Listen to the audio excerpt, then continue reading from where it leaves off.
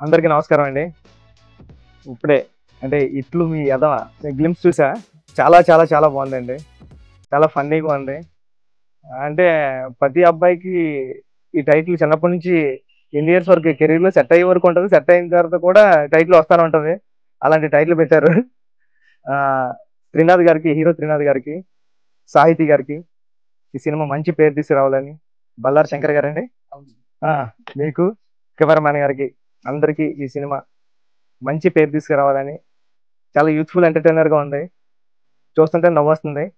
అంతా బాగుండాలని చాలా ఆల్ ది బెస్ట్ అండి టీమ్ అందరికిని. ఆల్ ది బెస్ట్ అండి.